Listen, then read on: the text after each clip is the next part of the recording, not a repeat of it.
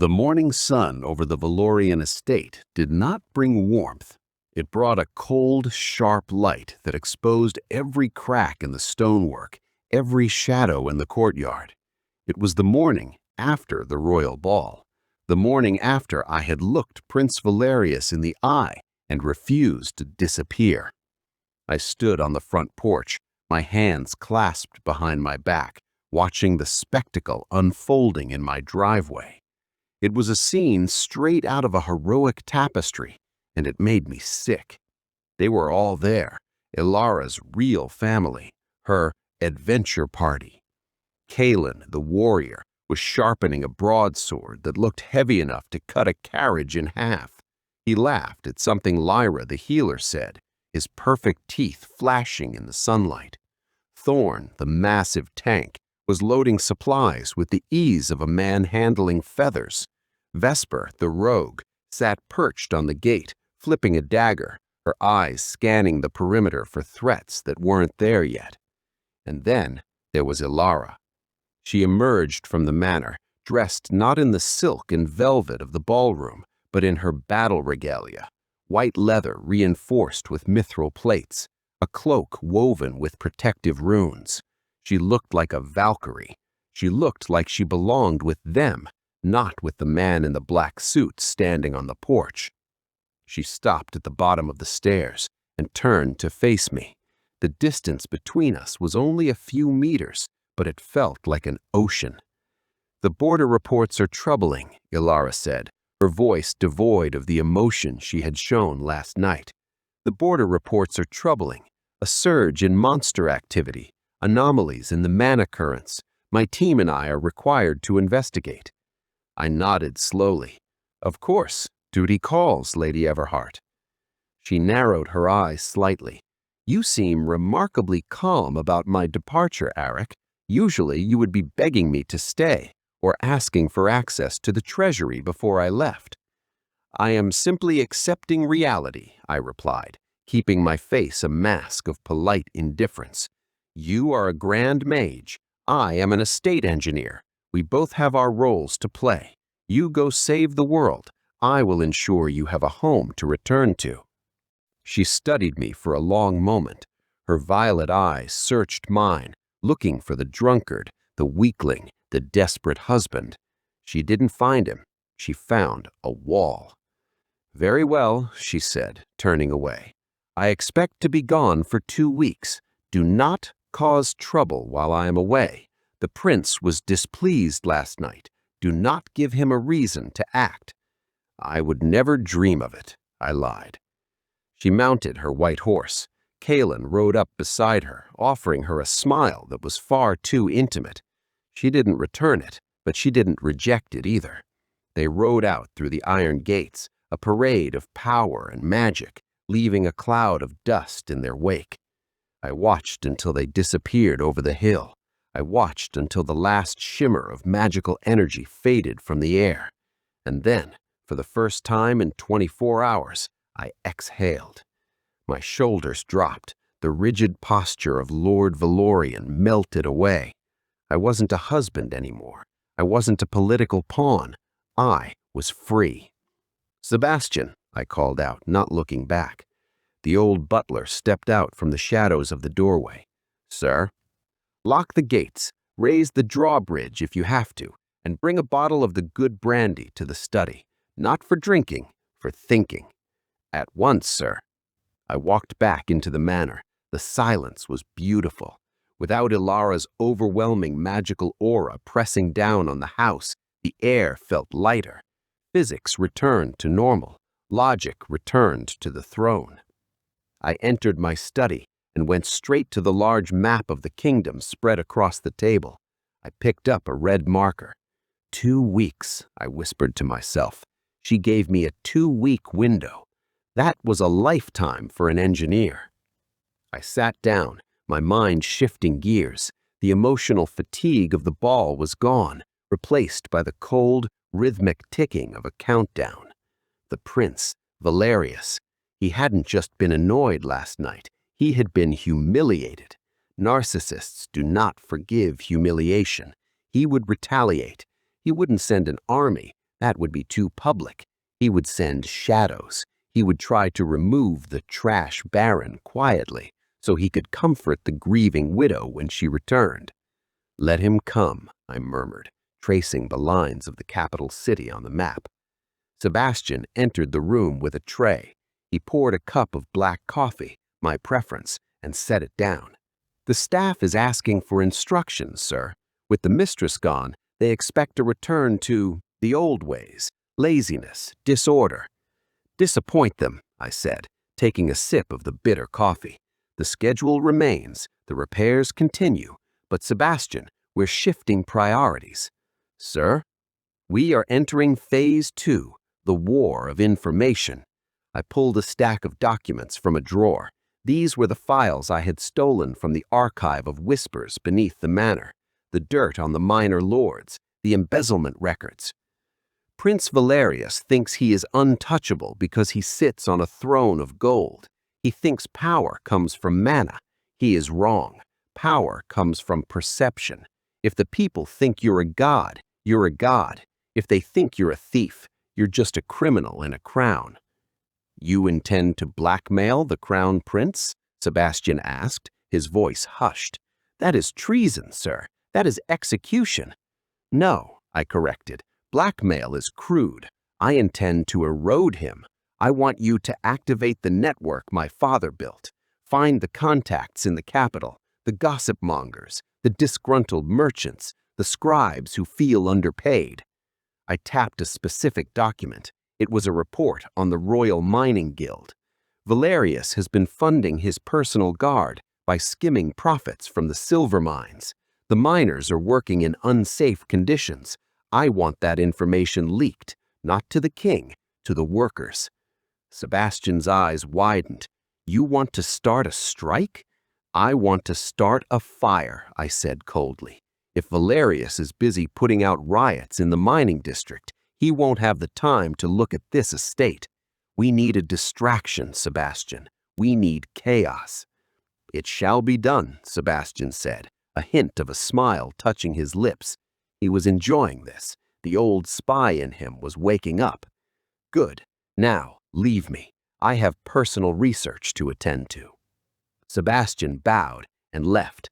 I walked back into the bookshelf. I pushed the black book on siege warfare, triggering the hidden mechanism. The passage to the basement opened. I descended into the dark, my workshop, my sanctuary. The Aegis suit stood in its glass case, recharged and waiting. The equalizer lay on the workbench, dismantled for cleaning. But today, I wasn't looking at weapons. I was looking at the board pinned on the wall. It was covered with sketches, formulas, and theories about dimensional rifts. "I can't stay here," I said to the empty room. "Even if I defeat the prince, I am still a null. I am still a glitch in this world. I need to go home." I looked at the latest translation I had deciphered from the pre-collapse texts. It mentioned a secondary facility, not a military bunker like the Silent Spire, but a laboratory, a place where the ancients researched automated consciousness and dimensional bridging. It was located in the eastern ruin belt, a place infested with monsters. If I can find their research core, I thought, my mind racing, I could build something better than a suit. I could build an army, automata, machines that don't need mana, machines that follow logic. And maybe, just maybe, I could find the coordinates back to Earth. I grabbed my coat. Elara was gone. The prince was plotting. The assassins were undoubtedly sharpening their blades right now, waiting for nightfall. But they didn't know who they were dealing with. They thought they were hunting a rabbit. I picked up the equalizer and slid the magazine of blue mana crystals into the grip. The mechanical click echoed in the silence. "Let the shadows come," I whispered. "The architect is ready to work." Night fell over the Valorian estate like a heavy velvet shroud. The crickets were silent. The wind had died down. To an ordinary person, it was a peaceful night. To me, it was a tactical vacuum waiting to be filled. I sat in the main drawing room. The very room where Garmin had tried to extort me months ago. I wasn't drinking wine. I wasn't reading a book. I was sitting in the dark, watching the moonlight cut across the floorboards. I had sent the staff away to the servants' quarters in the fortified basement.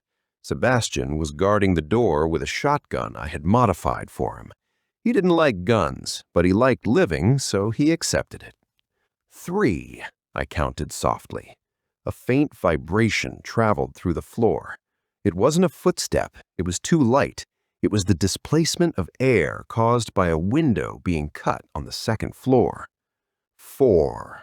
Another vibration. The roof. 5. The balcony. They were good. I had to give them that.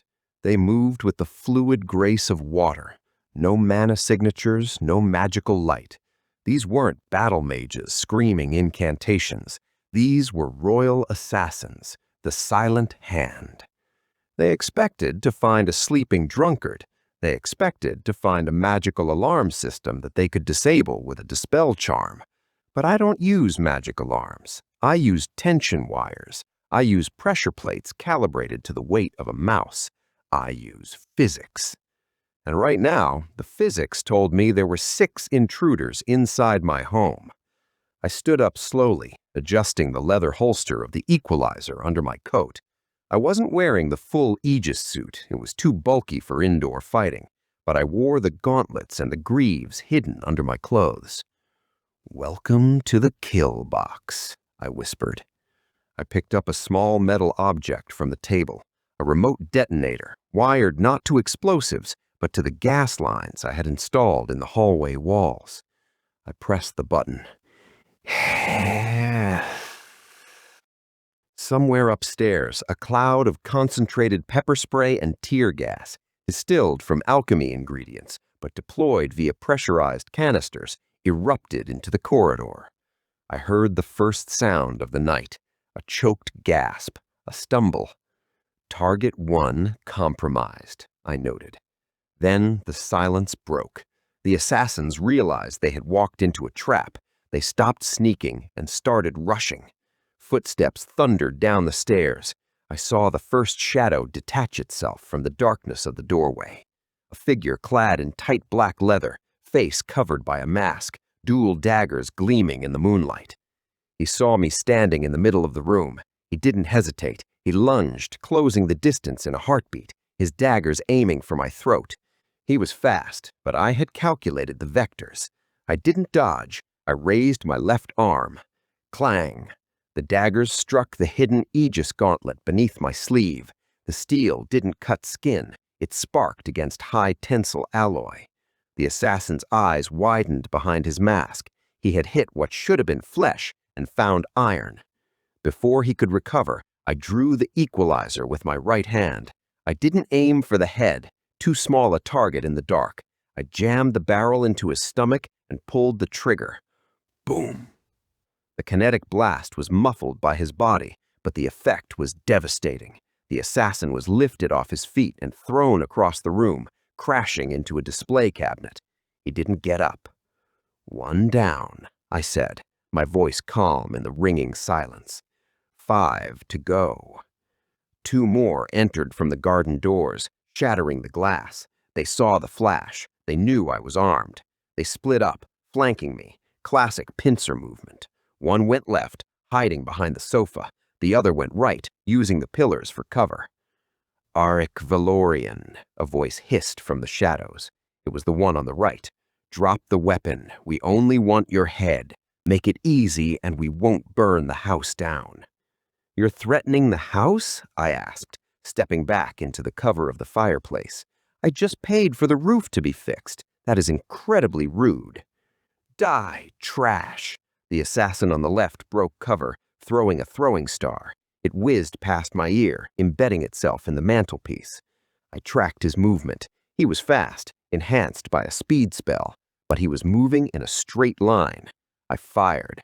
The blue beam of kinetic energy tore through the upholstery of the sofa and caught him in the leg.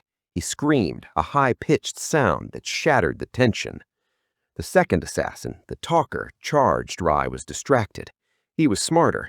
He used a smoke bomb, vanishing in a cloud of gray fog.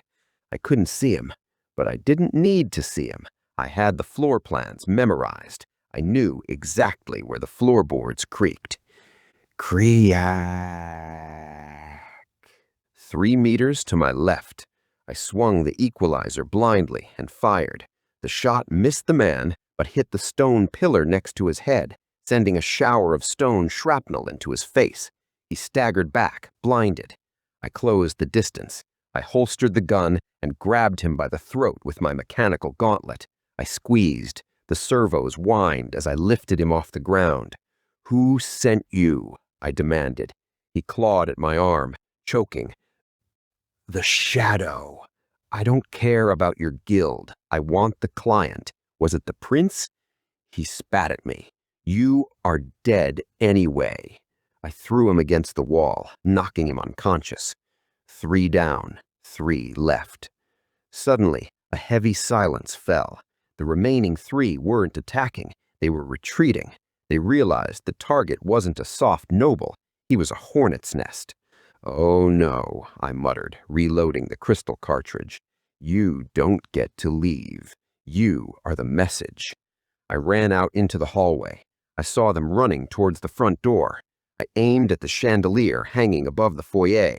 A single, precise shot to the chain. Snap! The massive crystal fixture plummeted. Crash!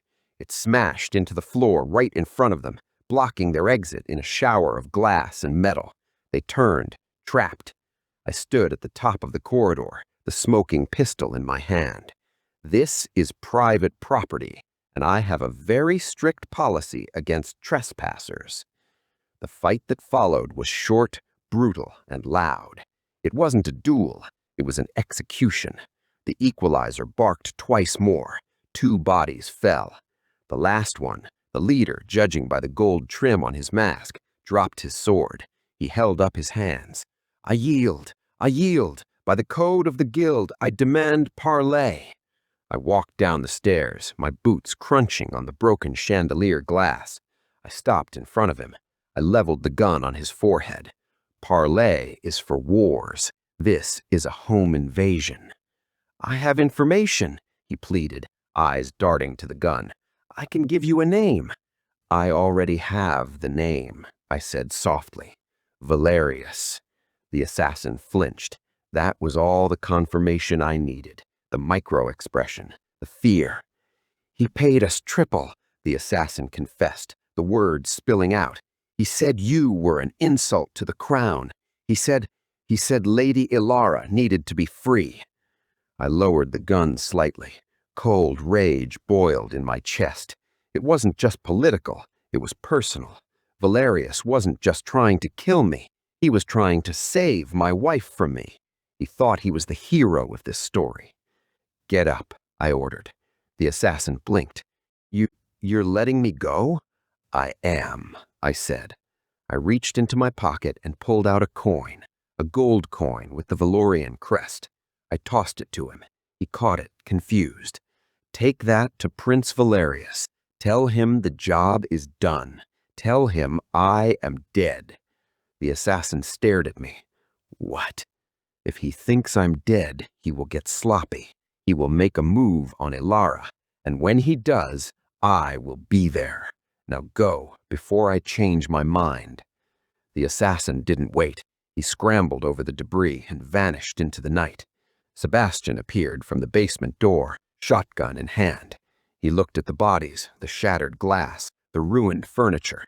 "Messy evening, sir," Sebastian noted dryly. "Cleaning crew, Sebastian," I said, holstering my weapon. "Dispose of the bodies, no questions asked, and send a message to the mining guild contacts. Tell them to accelerate the strike. And you, sir?" I walked towards the broken window, looking out at the moon. "I have a ruin to explore," I said. "The prince thinks he has won. Let him enjoy his victory for a few days, because when I come back, I'm going to bring the whole kingdom down on his head."